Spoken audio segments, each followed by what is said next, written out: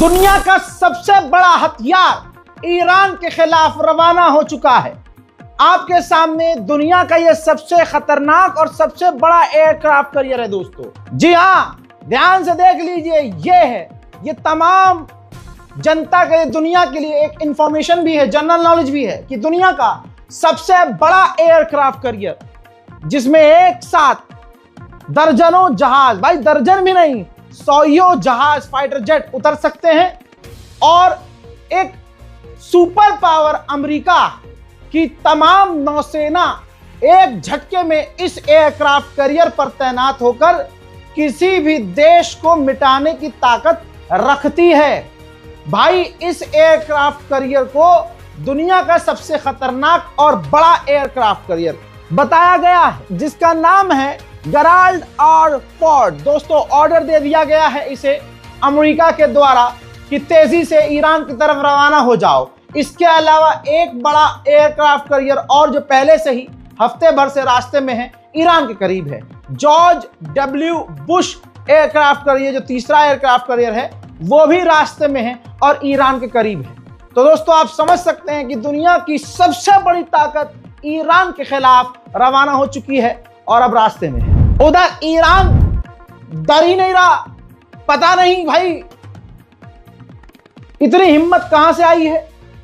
भाई ये देखिए, सिर्फ मैं अपनी रिपोर्टिंग के हिसाब से बताऊं तो मैं 8वीं मिसाइल टेस्ट की जानकारी दे रहा हूं, जो 15 दिन के अंदर ईरान ने 8वीं बार मिसाइल टेस्ट किया है शिराज के ऊपर।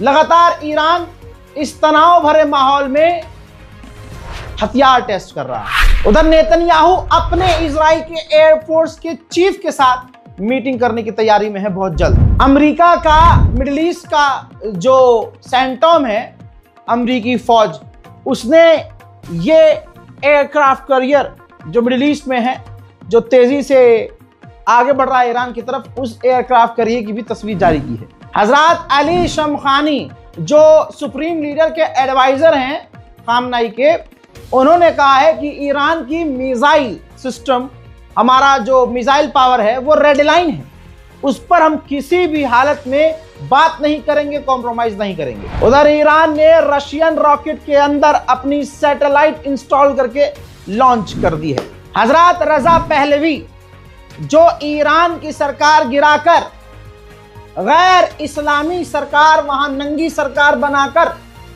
अमेरिका और इजराइल को खुश करने के चक्कर में है। देखिए, जो पिछले 4 सालों से रशिया से पिट रहा है, जर्मनी के अंदर उसी रजा पहलवी से मुलाकात इस यूक्रेन के राष्ट्रपति ज़ेलेंस्की ने की है। अमेरिका और इजराइल को खुश करने का यह भिखारी का कारनामा देख लीजिए। भाई यूरोपीय यूनियन की जो फ्लाइट सेफ्टी टीम है, संस्था है, उसने यूरोप की तमाम एयरलाइन से कह दिया है कि आने वाले 31 मार्च तक ईरान के एयर स्पेस से दूर उड़ान भरो। अब IAEA के चीफ फसादी औरत ने, ये फसाद आदमी है लेकिन हरकतें फसादी औरत जैसी, अब इसने कहा है कि ईरान को यूरेनियम एनरिचमेंट करने का अधिकार है, क्योंकि ईरान NPT का हिस्सा है। तो इस मादरजात को पहले नहीं पता था, इसी ने फसाद करवाया था। 12 डेज वॉर इसी की वजह से हुआ था, ये मैं आपको पहले ही बता चुका हूं। दोस्तों, बता दूं कि इसने कहा कि NPT का हिस्सा है और इस हिसाब से अगर वो NPT का हिस्सा है तो ईरान को अपने यूरेनियम की, अपने परमाणु ठिकानों की जानकारी हमें शेयर करनी होगी। ईरान के अंदर छुटपुट जो प्रदर्शन करने की कोशिश की जा रही है, ईरान को फिर से बड़ी कामयाबी मिली है। ईरान की इंटेलिजेंस ने, जो भटके हुए युवा हैं, जो पैसे के लिए बहुत कुछ कर रहे हैं ईरान के अंदर, हजरात ध्यान से देख लीजिए, हथियार जब्त किए हैं। फिर से ईरान में दंगे की साजिश थी, ईरान की इंटेलिजेंस को कामयाबी मिली है। अब देख लीजिए दोस्तों, ईरान का खौफ ये है, खौफ बता रहा हूं बल्कि दिखा देते हैं। जॉर्डन के अंदर अमेरिका ने जो अपना F-15 फाइटर जेट तैनात किया है, वहां पर उस फाइटर जेट के अंदर जो मिसाइलें तैनात हैं, इंस्टॉल है, वो missile air to air fire करने वाली, हवा से हवा में मार करने वाली, ये हमला करने वाली नहीं है, ये दुश्मन की मिसाइलों को रोकने के लिए इस्तेमाल की जाती है। तो ईरान का डर और खौफ इतना है कि फाइटर जेट इसलिए भी तैनात किए गए हैं कि ईरान जब मिसाइल दागे अमेरिकी बेस पर या इजराइल की तरफ, तो आधे से ज्यादा फाइटर जेट ईरान की मिसाइलों को हवा में रोकने की कोशिश करें। सारी दुनिया जानती है कि किसी भी मुल्क की सरकार गिराने के लिए, क्योंकि अगर वो उनके हिसाब से नहीं होगी, अमेरिका इजराइल के हिसाब से, तो वो क्या करते हैं आपको पता ही है। ये देख लीजिए, ईरान के लोगों को भड़काने के लिए मुसाद ओपनली हरामीपना कर रहा है और गेम खेल रहा है। फारसी लैंग्वेज में, जी हाँ पर्शियन लैंग्वेज में मैसेज डाल रहा है, सोशल मीडिया पोस्ट कर रहा है और ईरानियों को भड़का रहा है कि आप हमारे लिए काम कीजिए, आपकी सेफ्टी भी होगी, पैसा भी मिलेगा। वहीं ईरानियन स्पोक पर्सन ने साफ कहा है कि बुरे वक्त में हमारे रशिया और चाइना ने मदद की है। इससे क्लियर हो गया है कि रशिया और चाइना ने ईरान को भर भर कर हथियार भेजे हैं। नेतन्याहू अमेरिका से लौटे तो उन्होंने कहा कि डोनाल्ड ट्रंप के सामने मैंने बात रखी और कहा कि हमारे लिए सिर्फ न्यूक्लियर इश्यू नहीं है, ईरान की बैलिस्टिक मिसाइल और ईरान के जो दूसरे खतरे हैं हमारे लिए, उस पर भी बात होनी चाहिए, उस पर भी डील होना जरूरी है। אני סיימתי עכשיו ביקור קצר אבל חשוב בוושינגטון, בשיחה עם ידידנו הגדול הנשיא טראמפ. יש בינינו קשר מאוד הדוק ומאוד אמיתי ומאוד גלוי. כמובן השיחות התמקדו בכמה וכמה נושאים, אבל למעשה במשא ומתן עם איראן. הנשיא חושב שהאיראנים כבר למדו אם יש להם עסק. הוא חושב שהתנאים שהוא יוצר, בשילוב העובדה שהם בוודאי מבינים שהם טעו בפעם הקודמת שהם לא עשו הסכם, שיכול להיות שיווצרו התנאים להשגת הסכם טוב. רוצה לשמוע את דעתי.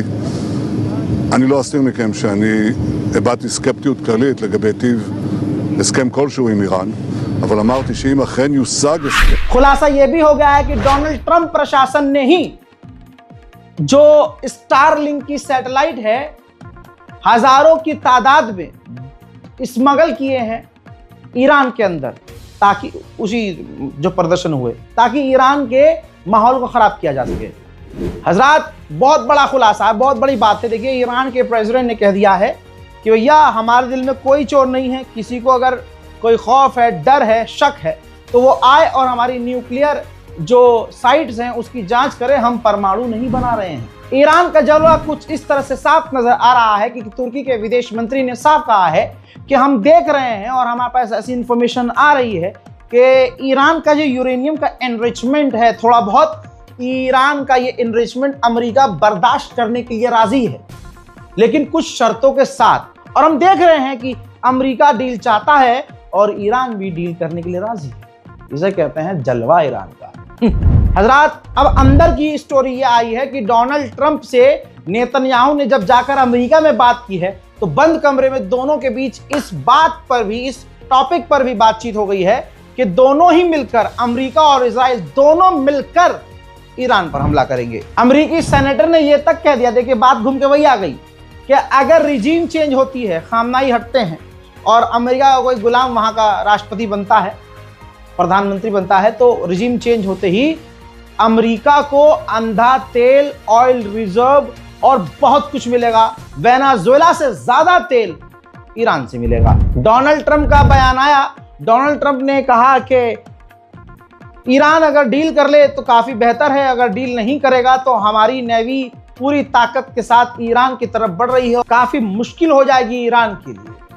पत्रकार ने पूछा कि क्या आपने कोई टाइमलाइन रखी है, कोई डेडलाइन दी है ईरान को, तो उन्होंने कहा कि मैक्सिमम 1 महीना। साथ ही खबर क्लियर हो चुकी है, अमेरिका और इजराइल की इतनी फटी है, मतलब अरे शलवार फटी है भाई। ये देखिए, रिपोर्ट ये है कि इजराइल ने ईरान की तैयारी देखते हुए अपने मिसाइल और एयर डिफेंस सिस्टम को और अपग्रेड और मजबूत किया है। वहीं यूरोपीय यूनियन ने ईरान के खिलाफ रेजोल्यूशन पास कर दिया है जिसमें ईरान पर पाबंदियां लगाई जाएंगी और बड़ी बात यह है कि IRGC पर बैन लगा दिया गया है। अमेरिका को खुश करने के लिए यूरोप क्या क्या कर रहे हैं, लेकिन डोनाल्ड ट्रंप 2 मिनट में इन्हीं यूरोप के ऊपर थूक देता है। याद है ना ग्रीनलैंड और डेनमार्क के मामले में डोनाल्ड ट्रंप इन तमाम यूरोप के मूत रहा है। पुरानी बात नहीं है, 4-5 दिन पहले की बात है। दोस्तों, बता दूं कि अमेरिकी ऑफिशियल ने कहा है कि ईरान से भले ही बातचीत चल रही है, लेकिन अमेरिका की फौज पूरी तरह से तैयार है हमला करने के लिए। सिर्फ हमला करने के लिए नहीं, अपने साथी सहयोगी 11 देश जो हैं उनको बचाने के लिए भी तैयार है। इसका मतलब सिर्फ ये है कि इजराइल और अमेरिका ही नहीं, 11 और देश के लिए सीधा सीधा खतरा है और ईरान किसी को भी समय आने पर बचा सकता है।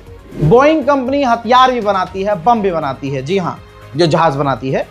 बोइंग कंपनी को अमेरिका ने, डोनाल्ड ट्रंप ने बंकर ब्रस्टर्स बम बनाने का बड़े पैमाने पर आदेश दिया है। ये वही बम है जो जमीन के नीचे तहखाने में भी आसमान से घुसता हुआ जाकर तबाही मचा सकता है।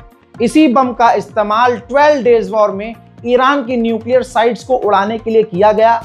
वो बात अलग है कि वो पूरी तरह से कामयाब नहीं हुआ और अमेरिका को मुंह पिटाना पड़ा। ये दोस्तों, ईरान स्पेशल रिपोर्ट में फिलहाल के लिए इतना ही। कल मैंने ये पॉडकास्ट अपलोड किया, लोग कह रहे थे भाई इसका क्या मसला है, इसका क्या फायदा। अरे भाई मेरी जान, मेरे मुसलमानों, ये कौम का ही मसला है भाई। एक जिसके पास नया नया पैसा आया, शादाब जकाती, जिसको हम स्क्रीन पर देख के सोच रहे थे कि भाई ये जो औरत है इरम, ये इनकी पत्नी है, क्योंकि वो ऑफलाइन उनको लेके घूम रहे हैं, ऑनलाइन लेके घूम रहे हैं, अवार्ड उनके साथ हासिल कर रहे हैं, तो भाई पत्नी ही लग रही थी। लेकिन पता चला वो किसी और की पत्नी है, खुर्शीद नाम के एक व्यक्ति हैं, उनकी पत्नी है।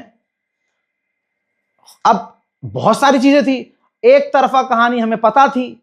मेरा इस कौम का स्पीकर, या स्पीकर तो बहुत बड़ी बात हो गई, इस कौम की अगर मैं चप्पल भी हूं तो मुझे अल्लाह ने जो ताकत, जो प्लेटफॉर्म दिया है, उसको इस्लाह करने के लिए इस्तेमाल अगर मैंने किया तो क्या गलत किया।